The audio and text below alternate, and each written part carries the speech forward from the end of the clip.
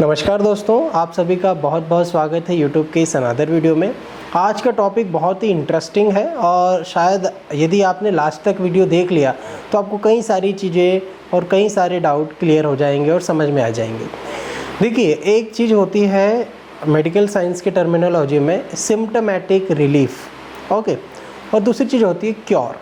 ठीक है, तो इन दोनों के बारे में मैं आज आपको बताऊंगा और शायद ये समझने के बाद आप भी समझ पाएँ कि ट्रीटमेंट के जो दो तरीके हैं, ठीक है, उसमें हम लोग कैसे अपने आप को बचा सकते हैं और किस प्रकार का ट्रीटमेंट, किस प्रकार की मेथड से हम लोग ठीक हो सकते हैं परमानेंटली। तो यदि आप चैनल पर नए हैं तो प्लीज़ चैनल को सब्सक्राइब ज़रूर करें, इंस्टाग्राम फेसबुक पर ज़रूर फॉलो करें, अधिक से अधिक लाइक ज़रूर करें और अधिक से अधिक शेयर ज़रूर करें ऐसे व्यक्तियों को जिनको इसकी नीड है। देखिए, ट्रीटमेंट के ऐसे कई सारे तरीके हैं, जैसे सपरेशन, पैलिएशन, क्योर, है ना। इसमें से एक चीज़ आती है सिम्टोमेटिक रिलीफ, ठीक है, और दूसरी आती है क्योर। तो ये दो चीज़ों के बारे में आज आपको बताऊँगा।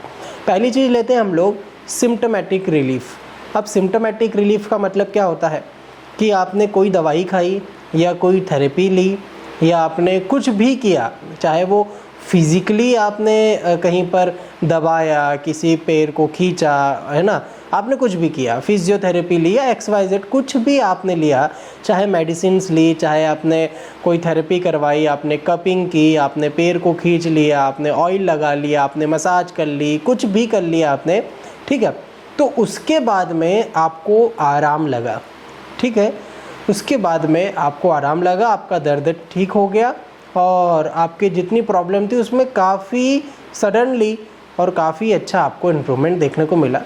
तो ये जो इम्प्रूवमेंट है दोस्तों, ये सिम्टोमेटिक इम्प्रूवमेंट हो सकता है। अब सिम्टोमेटिक इम्प्रूवमेंट का मतलब है कि आपके सिम्टम्स में कमी आना या आपके जो सिम्टम्स आ रहे हैं वो कम हो जाना या ख़त्म हो जाना, ठीक है। तो सिम्टम्स क्या है? मेनली पेन है एवियन में, लिम्पिंग है, ठीक है, ये मोस्ट दो जो है कारण हमें देखने को मिलते हैं। तो ये दोनों का कम हो जाना एक तरीके से आपको रिलीफ दे देता है और आपको भी बहुत अच्छा लगता है, लगना भी चाहिए।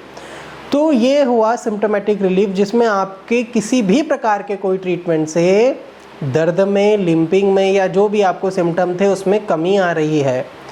पर कुछ समय बाद जैसे ही आपने वो दवाई लेना बंद की, जैसे ही आपने वो थेरेपी बंद की या जैसे ही कुछ समय हुआ, वैसे ही आपको वो सारी की सारी चीज़ें जो पहले थी या तो वो उसी फॉर्म में वापस आएगी या उससे बड़ी हुई फॉर्म में वापस आ रही है।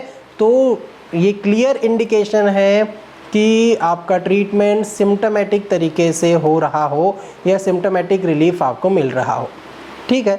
तो आई होप आपको समझ में आया होगा। सिम्टोमेटिक रिलीफ का मतलब कि केवल सिम्टम्स कम होना, ठीक है। और जैसे ही हमने जो हम मैनेज कर रहे थे जिस चीज़ से, चाहे वो कोई मेडिसिन हो, चाहे वो कुछ भी हो, चाहे वो थेरेपी हो, कुछ भी हो, उस कारण से हमें आराम लगा था, पर कुछ समय बाद फिर से वो चीज़ आ गई, फिर से आप करवाएंगे, फिर से वो दवाई खाएंगे तो फिर से आपको आराम लग जाएगा। तो ये क्या हो रहा है? रिलैप्स हो रहे हैं सिम्टम और वही सिम्टम आपको फिर से आ रहे हैं जब आप वो ट्रीटमेंट लेना बंद कर रहे हो। तो ये सिम्टोमेटिक रिलीफ होता है। दूसरा होता है क्योर। क्योर का मतलब होता है सिम्टम्स में एज सच एकदम से कोई भी रिज़ल्ट आपको नहीं मिलेगा, अंदर से हीलिंग होना, अंदर से सारी चीज़ें ठीक होना। और जैसे मेरे सारे वीडियोज़ में बोलता हूँ कि दर्द ठीक नहीं होना, दर्द का कारण ठीक होना, है ना, क्योंकि दर्द का कारण ठीक हो गया तो दर्द ठीक हो जाएगा। हम केवल दर्द को सुपरफिशियली क्यों देखें? सुपरफिशियल देखोगे, दर्द को ठीक करोगे तो वो सिम्टोमेटिक रिलीफ हो गया, है ना। पर यदि दर्द के कारण को ठीक किया मतलब वो क्योर हो गया। क्योर का मतलब जड़ से बीमारी का ख़त्म हो जाना, ठीक है। अब जड़ से बीमारी ख़त्म हो गई तो एवियन ख़त्म हो गया। तो अब दोनों में अंतर क्या है? सिम्टोमेटिक रिलीफ और क्योर में सिम्टम्स आपके आए, आपने कोई थेरेपी ली, चले गए, फिर से आ गए।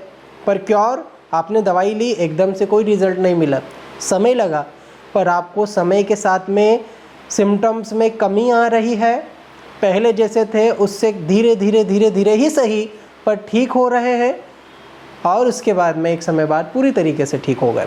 उसमें कतई ऐसा नहीं होगा कि आपने मान लीजिए एकदम से तो आप दवाई छोड़ोगे तो फिर से चीज़ें आ जाएगी, 1-2 महीने में नहीं होता, पर कुछ महीनों का ट्रीटमेंट ले लिया और फिर कुछ दिनों की गैप भी हो गई तो आपको इतना ज़्यादा भयावह कंडीशन नहीं होगी जैसे सिम्टोमेटिक रिलीफ में होती है। तो क्योर का मतलब क्या है कि एवियन की जड़ से एवियन को ठीक करना, दर्द को ठीक नहीं करना, दर्द के कारण को ठीक करना।